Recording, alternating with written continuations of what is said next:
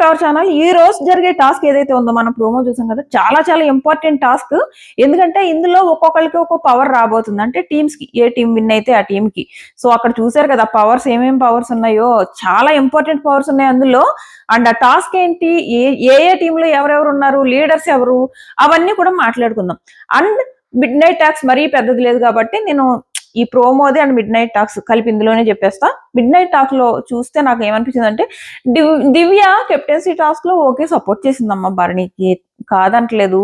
కానీ అది భరణి గారు తన తల మీద భారంలాగా ఈయన ఫీల్ అవుతున్నాడు, అండ్ దివ్య కూడా ఎక్స్పెక్ట్ చేస్తుంది. మళ్ళీ నేను ఏం ఎక్స్పెక్ట్ చేయట్లేదు, ఇట్స్ ఓకే అంటుంది. కానీ మళ్ళీ అంటుంది, ఏమంటుందో తెలుసా, సంజనా గారితో గొడవైంది కదా ఆ రోజు నైట్, దివ్యకి సంజనాకి. ఆ రోజు సంజనా గారు నన్ను మొత్తం హౌస్ లో అందరు నిద్ర పాడు చేసేస్తున్నావు అని చెప్పేసి అన్నారు. ఆ టైంలో మీరు నా కోసం స్టాండ్ తీసుకుంటే హ్యాపీ ఫీల్ అవుతుందంట. అర్థం ఉందా? అసలు అర్థం ఉంది? ఒక్కసారి కెప్టెన్సీ టాస్క్ లో హెల్ప్ చేసినందుకు పదే పదే ఎందుకు ఆయన స్టాండ్ తీసుకోవాలి? నువ్వు నీ గేమ్ ఆడుకో, నీ స్టాండ్ నువ్వు తీసుకో, నువ్వే కదా అంటున్నావు. I can play my own game ని చెప్తున్నావు కదా నువ్వు. ఆయన ఎందుకు నిన్ను స్టాండ్ తీసుకోవాలి? పక్కనేమో తనూజ నాన్న నాన్న అంటది, తనేమో నువ్వు నన్ను కూతురులా చూస్తూ కూడా నా కోసం స్టాండ్ తీసుకోలేదని అక్కడ ఆ పక్కన అమ్మాయి నిన్న నుంచి కోపగించి కూర్చుంది. ఇక్కడ భరణి, మీరు నాకు నామినేషన్స్ లో ఎలాగో వేయలేదు, అది పక్కన పెడితే ఆ రోజు నా కోసం స్టాండ్ తీసుకుంటే నేను చాలా హ్యాపీ ఫీల్ అయ్యేదాన్ని, ఫ్రీగా ఉండేది నా మైండ్ అంటుంది. ఆల్రెడీ సంజనాతో భరణి గారికి ఒక మంచి, అటు కూడా మంచి బాండ్ ఉంది కదా సంజనాతో. అన్న అన్న అంటే కూడా భరణి వెనకాల సంజన తిరుగుతుంది. నువ్వు ఇంకా చెప్పాలంటే కొత్త బాండ్ నీది. సో నీ కొత్త బాండ్ కోసం అన్న అన్న అని పిలిచే తనతో ఎందుకు గొడవకి వెళ్తాడు? అక్కడ ఏం ఉందంత స్టాండ్ తీసుకోవడానికి? నువ్వేమో నీ ఓన్ గేమ్ నువ్వు ఆడగలను అని చెప్పేసి ఇక్కడ ఆయన, నాకు అదేమనిపించింది అంటే, ఒక బ్లాక్ మెయిల్ లాగా. అంటే నువ్వు ఒక కెప్టెన్సీ టాస్క్ సపోర్ట్ చేసావు కాబట్టి ఇంకా ఆయన నువ్వు ఆల్రెడీ గిల్ట్ ఫీల్ అయ్యేలాగా చేస్తుంది. నాకు కరెక్ట్ అనిపించలేదు అది. అక్కడికి భరణి గారు దివ్యతో బాగా కలిసి ఉండాలని చూస్తున్నారు. సేమ్ అంటే దివ్యలో ఆయనకి ఏమంటారంటే ఫేక్ గా కాకుండా రియల్ గా ఉంది అన్న ఫీలింగ్ భరణి గారికి ఉందన్నమాట. చెప్తారు, అవన్నీ మాట్లాడతారు, అంతా ఓకే అబ్బా. అండ్ ఆయన అంట నిజంగానే దివ్యాన్ని నామినేషన్స్ లో తీసుకురాకుండా ఉండడానికి సంజన అండ్ శ్రీజతో చాలా ఫైట్ చేశారంట.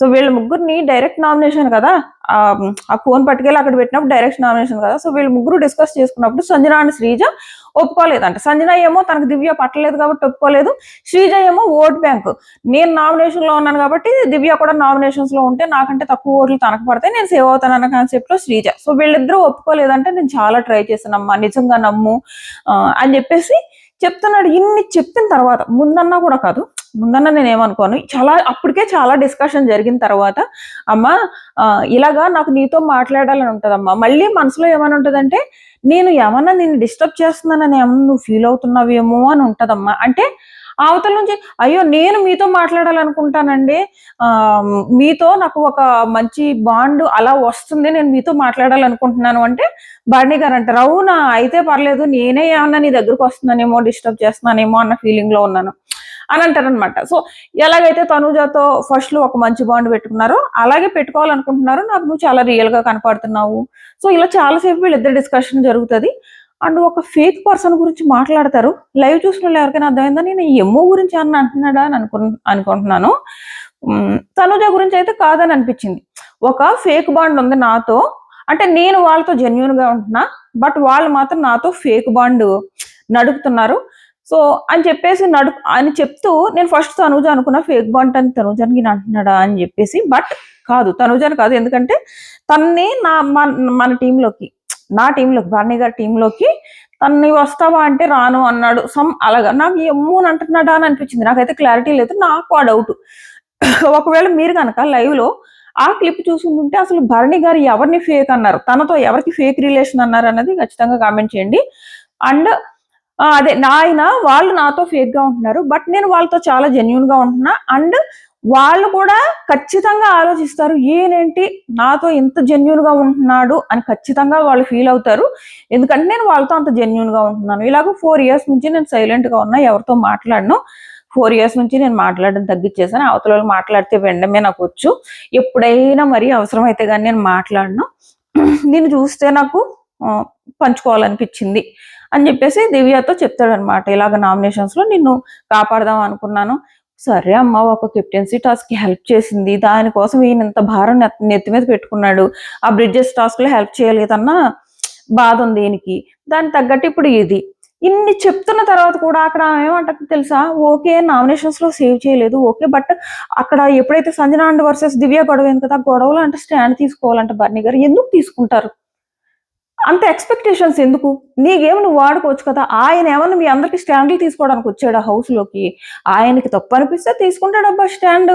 ఓ పక్కేమో తనూజ నాన్న నా కోసం స్టాండ్ తీసుకోలేదంటారు. ఎవరి స్టాండ్ వాళ్ళు తీసుకోండి అబ్బా, వాళ్ళకి తీసుకోవాలనిపిస్తే తీసుకుంటారు.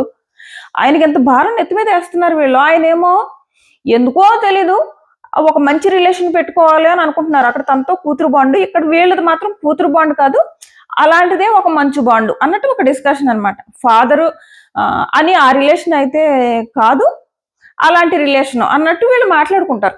బాగుంటది, ఒక మంచి బాండ్ లో ఉండాలని. అంటే ఏవైతే నామినేషన్స్ ఉన్నాయో, నామినేషన్స్ లో నీ పాయింట్స్ అమ్మా ఎంత బాగున్నాయంటే, ఇప్పుడు శ్రీజ కూడా పాయింట్స్ పెడుతుందమ్మా, కానీ శ్రీజ పాయింట్స్ పెడుతున్నప్పుడు ఎక్కువ నాన్ స్టాప్ ఆర్గ్యుమెంట్స్ చేయడం వల్ల మనకి విసుగొచ్చేస్తుంది, ఇరిటేట్ వచ్చేస్తుంది. కానీ నువ్వు మాట్లాడుతుంటే అసలు అలాగా బ్లాంక్ అయిపోయి విన్నాము అంటే, అవును సార్ ఇమ్ము కూడా వచ్చి చెప్పాడంటే, ఇమ్ము కూడా వచ్చి దివ్య నీ పాయింట్స్ అసలు ఎంత బాగున్నాయి అంటే, ఒకళ్ళని తక్కువ చేసి చూడకుండా, అంటే ఒక రాంగ్ వర్డ్స్ నోట్లో నుంచి రాకుండా చాలా బాగా, అంటే నీ మాటలు అవతలకు బోర్ పట్టట్లేదు, జస్ట్ పాయింట్స్ లాగా అనిపిస్తున్నాయి. మేము అందరం కూడా మా కాన్సన్ట్రేషన్ అవతల వైపున శ్రీజ సంజన వాళ్ళిద్దరే కదా నామినేట్ చేశారు, వాళ్ళ మీద లేదు, నీ మీదే ఉంది అని చెప్పేసి చెప్తున్నారు. ఎమ్ము కూడా చెప్పాడంటే భరణి గారు కూడా అదే అంటున్నారు అనమాట.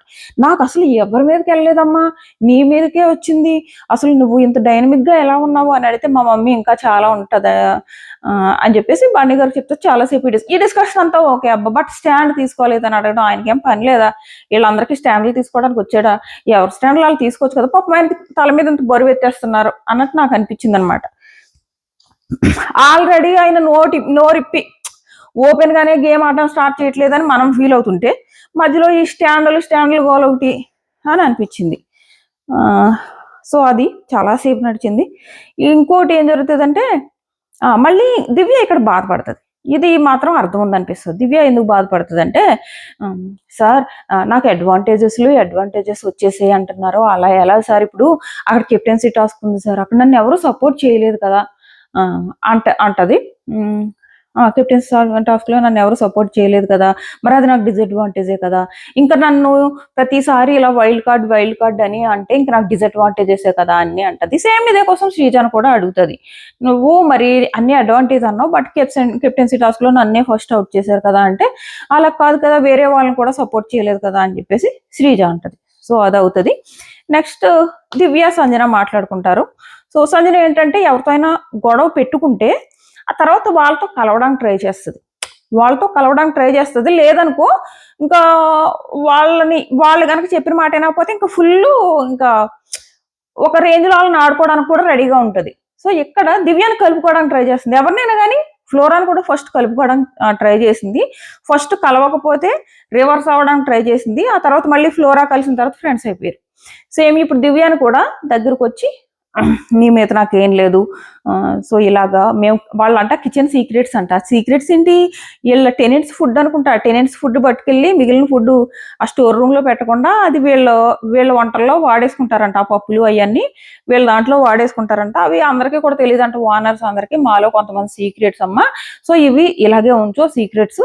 అండ్ నాకు ఏంటంటే, నాది ఇలాగ పోపుల గొడవ అయింది కదా, ఆ పోపుల గొడవలో నేను హట్ అవ్వడానికి రీజన్ ఉంది.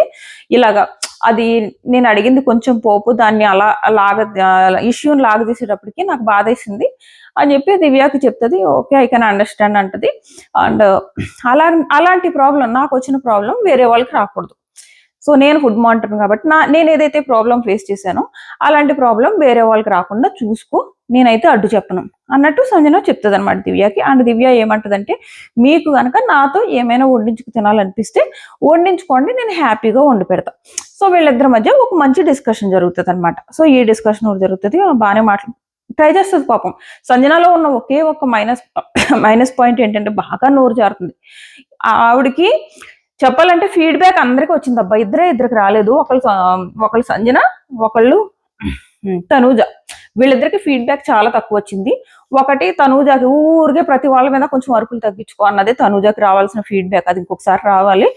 అండ్ సంజనాకి ఆ నోరు కొంచెం అదుపులో పెట్టుకోమ్మా, నోరుకి ఏదో వస్తుంది మాట్లాడుతున్నాం, ఈ ఒక్కటి ఈ ఫీడ్బ్యాక్లు రెండు వీళ్ళిద్దరికి రావాలి. అప్పుడు వీళ్ళ గేమ్ బాగుంటది. లేదంటే గ్రాఫ్ డౌన్ అయ్యే ఛాన్స్ ఉందన్నమాట. సో తను వేరే వాళ్ళని కలుపుకునేది. ఇక్కడ దివ్యతో మాత్రం చాలా బాగా మాట్లాడింది, అండ్ దివ్య కూడా చాలా బాగా రిసీవ్ చేసుకుంది, దివ్య కూడా చాలా బాగా మాట్లాడింది. ఆ ఇద్దరు కాన్వర్సేషన్ వినడానికి బాగా అనిపించింది. అండ్ భరణి గారు అండ్ దివ్య గారి కాన్వర్సేషన్ కూడా చాలా సేపు జరిగితే మనకు బోరింగ్ అనిపించింది, కానీ యాజ్ ఎ పర్సన్స్ మనం ఖాళీగా కూర్చుని వింటుంటే ఓకే వీళ్ళు బాగానే ఉన్నారు అని అనిపిస్తుంది. నాకేమనిపిస్తుందంటే ఇది అన్న మళ్ళీ కొత్తగా వెళ్తుందా, ఇప్పుడు తనూజ భరణి నాన్న నన్ను దూరం పెట్టారని అనుకుంటుందా అని అనిపించింది అనమాట. ఎందుకంటే చాలాసేపు మాట్లాడుకున్నారు వీళ్ళిద్దరు. అది అయిపోయిందా. నెక్స్ట్ ఫైనల్ గా సంజన అంటది థ్యాంక్ యూ రా, నువ్వు నన్ను అర్థం చేసుకున్నందుకు అని చెప్పేసి వెళ్ళిపోద్ది సంజన. అండ్ నెక్స్ట్ రీతు అంటే డెమో అన్నదే ఈ శ్రీజన్ నామినేట్ చేసినప్పుడు కంటెంట్ కోసం అని అన్నది కదా, కంటెంట్ కోసం అని చెప్పేసి క్యారెక్టర్ అసాసినేషన్ చేస్తే నువ్వు ఎలా సైలెంట్ గా ఉన్నావు, అది తప్పు కదా. నీ ఫ్రెండ్ని కంటెంట్ కోసం చేస్తుంది అని చెప్పేసి క్యారెక్టర్ అసాసినేషన్ చేసినప్పుడు నువ్వు క్వశ్చన్ చేయాలి కదా. అంటే డెమాన్ అన్నాడంట ఏదో ఫ్రెండ్ కదా నాకు నష్టం జరుగుతుందేమో అని సలహా ఇచ్చింది అంతే అని అన్నాడంట. ఇక్కడ రీతు అంటే డెమాన్ అండ్ రీతు కొట్టుకునే సీన్ చూడలేదన్నమాట. నేను ఆ టైంలో రివ్యూ చేసి వెళ్ళేటప్పటికి రీతు ఏడ్చుకుంటూ బయట కూర్చుంది, నువ్వు చెప్పిన మాట వినట్లేదు అని. సో అక్కడ వచ్చేసి తనూజ కూర్చుంటది, కళ్యాణ్ కూర్చుంటది. సో అప్పుడు డెమాన్ అంటాడు నా ఉద్దేశం అది కాదు, ఇలా అన్నాను నేను అంటే. ఇక్కడ రీతు ఏమంటది అంటే కాదు తన గనక ఒరే నీ విషయంలో ఎవరైనా ఇలా బిహేవ్ చేస్తే చూసుకో, కంటెంట్ కోసం ఇలా ఎవరైనా చేస్తే చూసుకో అని చెప్తే ఒక ఫ్రెండ్ గా చెప్పినట్టు అర్థం ఉంటుంది. కానీ పర్టికులర్ గా ఒక పర్సన్ గురించి మాట్లాడి ఫలానా పర్సన్ నీతో కంటెంట్ యూజ్ చేసుకుంటుందని చెప్తున్నది అంటే నన్ను క్యారెక్టర్ అసాసినేషన్ చేస్తున్నట్టు కదరా అని చెప్పేసి రీతు ఏడుస్తుంది. అది తిన బాధ. కళ్యాణ్ ఏమంటాడంటే ఈ విషయాన్ని నాకు 4 వైపులా నేను 4 రకాలుగా ఆలోచించగలుగుతున్నా, బట్ నేను ఇప్పుడు మాట్లాడాలనుకోవట్లేదు ఈ విషయం గురించి. అండ్ రీతు నువ్వు కూడా ఈ విషయాన్ని ఇక్కడ ఆపేసి ముందుకెళ్ళనివ్వకు అని చెప్పేసి కళ్యాణ్ రీతుకి సజెషన్ ఇస్తాడు. ఈలోపు తనుజ వస్తుంది. తనుజ ఈ విషయంలో చాలా స్ట్రిక్ట్ ఉంది. రీతు ఫ్రెండ్షిప్ అన్నది టూ సైడ్స్ ఉండాలి అని చెప్పేసి. సో డెమాన్తో కూడా అదే చెప్తుంది, మీ ఇద్దరు నిజంగా ఫ్రెండ్స్ గా ఉండాలనుకుంటే రియల్ గా ఉండండి అన్నట్టు తనుజ కూడా సలహా ఇస్తుంది. సో అది అక్కడ జరుగుతుంది అనమాట.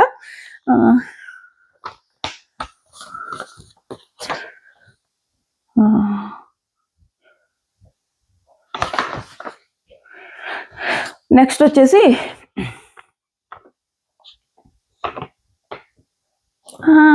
మళ్ళీ అంటది దివ్య నేను మీ మీద హోప్స్ పెట్టుకుంటున్నా ప్రతిసారి కానీ అవ్వట్లేదు అంటుంది. ఎందుకు పెట్టుకుంటున్నావు హోప్స్ నాకు అర్థం కాదు. నువ్వు ఆయన మీద హోప్స్ పెట్టుకోవడం వల్ల ఆయనకి భారం పెరుగుతుంది. ఏదో ఒక టాస్క్ లో హెల్ప్ చేసావమ్మా నువ్వు, దానికోసమైనా ఆయనకి నిజంగా ఛాన్స్ వస్తే చేస్తాడు అంటే చేయడానికి ట్రై చేస్తున్నాడు. అక్కడ బ్రిడ్జెస్ టాస్క్ లో అయితే ఖచ్చితంగా ఆయన మిస్టేక్ చేశాడు. అది ఆయన ఎప్పుడు రియలైజ్ అయ్యాడు, దివ్య క్వశ్చన్ చేసినప్పుడు. సుమన్ మీకు కెప్టెన్సీ టాస్క్ లో హెల్ప్ చేయలేదు కదా అన్న తర్వాత భరణి గారు రియలైజ్ అయ్యారు, ఓహో నేను సుమన్ కాదు కదా దివ్యకి హెల్ప్ చేయాలని. అప్పటి వరకు ఆయన రియలైజ్ అవ్వలేదు. రియలైజ్ అవ్వక మిగిలిన వాళ్ళందరూ సుమన్ తనుజ అనేటప్పటికి తను కూడా హెల్ప్ అయ్యాడు, కానీ రియలైజ్ అవ్వక ఆ పని చేశాడు. సో ఆ తర్వాత నుంచి ఆయన ఎట్టి పరిస్థితుల్లో దివ్యకి హెల్ప్ చేయాలని ఫిక్స్ అయ్యాడు. ఆయన ప్రయత్నం ఆయన చేస్తున్నాడు కదా. అంటే దివ్యకి తెలుసు ఏమని, వీళ్ళంట లోపలికి వెళ్ళి డైరెక్ట్ నామినేషన్ ఎవరు చేయాలి అన్నది చాలాసేపు జరిగిందంట డిస్కషన్. దివ్య అంటుంది నాకు అర్థమైంది మీరు లోపల నా కోసమే ఫైట్ చేస్తున్నారని. మరి నీకు అంత అర్థమైనప్పుడు నేను నీ మీద హోప్స్ పెట్టుకుంటున్నాను కానీ వర్క్ అవట్లేదు. హోప్స్ ఎలా పెట్టుకుంటావు అమ్మా, తప్పు కదా. నువ్వు ఏదో ఒక టాస్క్ హెల్ప్ చేసావు, దానికి హోప్స్ పెట్టుకుని హోప్స్ అంటే ఎలా కుదురుతుంది. నీ గేమ్ నువ్వు ఆడేవనుకో ఆడియన్స్ ఎంకరేజ్ చేస్తారు, ఖచ్చితంగా ఎంకరేజ్ చేస్తారు. సుమన్ గారిని ఎంకరేజ్ చేయట్లా, ఫ్లోరా గారిని ఎంకరేజ్ చేయట్లే. గేమ్ ఆడితే ఖచ్చితంగా ఎంకరేజ్ చేస్తారు. ఆడియన్స్ కి ఆ మనస్తత్వం ఉంటది. అవతల వాళ్ళు కనుక మంచిగా అనిపించారు గుద్దేస్తారు ఓట్లు. ఫ్లోరాని అందుకే కదా 3 వారాల నుంచి లాక్కొచ్చారు. ఈ వారం కూడా ఈజీగా లాక్కొచ్చేస్తారు అనిపిస్తుంది. ఎందుకంటే నిన్న నామినేషన్ లో ఆవిడ చాలా కరెక్ట్ గా ఉంది. ఈవెన్ వేరే వాళ్ళు నామినేట్ చేసినప్పుడు కూడా ఎంత బాగా తీసుకున్నదంటే మీకు ఆల్రెడీ ఒకసారి ఇమ్యూనిటీ వచ్చింది, శ్రీజ చెప్పినట్టుంది కదా, మీకు ఆల్రెడీ ఇమ్యూనిటీ వచ్చింది కాబట్టి ఈసారి మీరు నామినేషన్స్ లోకి వెళ్ళాలని అనుకుంటున్నామంటే ఓకే నేను ఇది ఫెయిర్ డీల్ గా తీసుకుంటానని కూడా ఉంది. సో ఆ నేచర్ జనాలకు నచ్చి తనకు ఓట్లు కూడా వేస్తున్నారు. సో ఇది కాబట్టి ఈ అమ్మాయి ఊరికే వేరే వాళ్ళ మీద హోప్స్ అనకుండా తన గేమ్ తను ఆడుకుని తన స్టాండ్ తను తీసుకోవడం బెటర్ అని నాకు అనిపించింది. సో అదే అంటది, ఇంకెన్ని రోజులు నాకు ఈ డిసడ్వాంటేజెస్ అని చెప్పేసి అంటది. మీ నామినేషన్ మాత్రం అదిరిపోయిందమ్మా, అదిరిపోయింది. అసలు ఎంత ఇంప్రెస్ అయ్యాను అనుకుంటున్నావు, నా మైండ్లో ఇంక ఏమీ కనపట్లేదు తెలుసా, నీ పాయింట్స్ మాత్రమే వినపడుతున్నాయి అంటే ఏమో కూడా వచ్చి చెప్పాడు సార్ అని చెప్పేసి అంటదనమాట. నీలో సెల్ఫ్ కాన్ఫిడెన్స్ ఉందో చూడు, చాలా బాగుందమ్మా, చాలా బాగుంది అని అంటారు.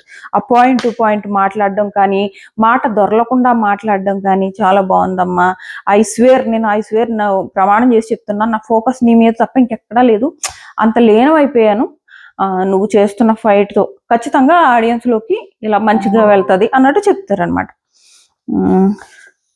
సో అది నాతో ఫేక్ గా ఉన్న వాళ్ళతో, వాళ్ళు నాతో ఫేక్ గా ఉంటున్నారని తెలిసాక కూడా నేను వాళ్ళతో జెన్యున్ గా ఉన్నాను చూడు, బిగ్ బాస్ లో అది అత్యంత బిగ్ టాస్క్, అది చిన్న విషయం కాదు. నాకు తెలుసు వాళ్ళు నాతో ఫేక్ గా ఉంటున్నారని, బట్ నేను వాళ్ళతో జెన్యున్ గా ఉండడానికి ట్రై చేస్తున్నా. వాళ్ళు రియలైజ్ అయ్యి అరే నేను వాళ్ళతో ఫేక్ గా ఉన్నా, ఆయన మాత్రం నాతో జెన్యున్ గా ఉంటున్నాడు అని వాళ్ళు రియలైజ్ అయ్యే రోజు వస్తుంది, ఆల్రెడీ వచ్చిందని నేను అనుకుంటున్నాను అని చెప్పేసి అంటున్నాడు. నాకు అనిపించింది ఎమ్మో కోసం ఏమన్నా అంటున్నాడా అని అనిపించింది. అది అయిపోయింది. ఎందుకంటే తన టీంలోకి రమ్మన్నాను, రాను అని అన్నారు. అంటే సంజన అయితే తన టీంలోనే ఉంది, తను ఆల్రెడీ వేరే టీంకి లీడరు. సో వాళ్ళిద్దరిని అయితే ఖచ్చితంగా కాదు కదా, ఇంక మిగిలింది ఎవరు? అందుకని తను మరి లేకపోతే సుమన్ కూడా కాదు, ఎందుకంటే సుమన్ కూడా వేరే టీంకి లీడర్ కదా, సో సుమన్ కూడా కాదు. సో అందుకు ఏమన్నా నాకు డౌట్ వచ్చింది అంతే. సో ఇది ఒకటి అయింది. చెప్తారు ఈ మాట అండర్లైన్ చేసుకో, ఏదో ఒక రోజు ఆ వ్యక్తికి, నాతో ఫేక్ గా రిలేషన్ నడుపుతున్న వ్యక్తికి ఏదో ఒక రోజు రియలైజ్ అవుతుంది, అండర్లైన్ చేసుకో అని చెప్పేసి, నాతో ఆడలేదు అన్న థర్డ్ వర్డ్ చూసి ఏమో అనుకున్నాం. మీకు ఎవరు అనిపించారు అన్నది కామెంట్ చేయండి. ఇది ఒకటి అయింది. నెక్స్ట్ వచ్చేసి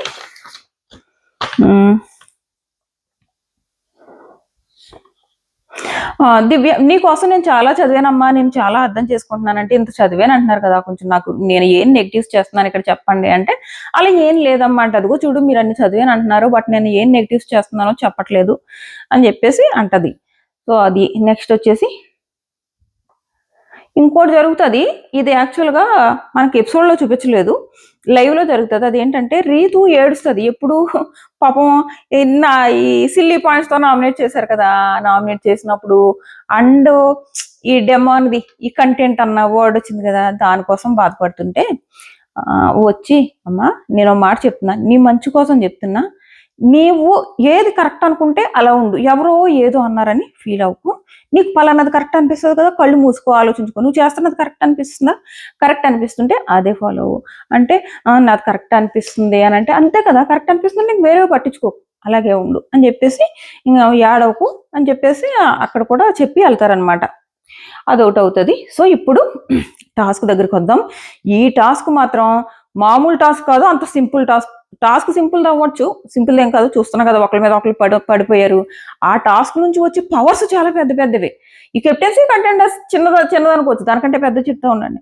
కెప్టెన్సీ ఇందులో ఏంటంటే వీళ్ళకి లగ్జరీ ఐటమ్స్ తో పాటు ఇంకా చాలా పవర్ కార్డ్స్ ఉన్నాయి. ఆ పవర్ కార్డ్స్ ఏంటో తెలుసా? కెప్టెన్సీ కంటెండర్ ఒక పవర్ కార్డు, ఈ మన ప్రోమోలు కూడా చూపించాడు. ఇంకోటి కిక్అవుట్ అంట.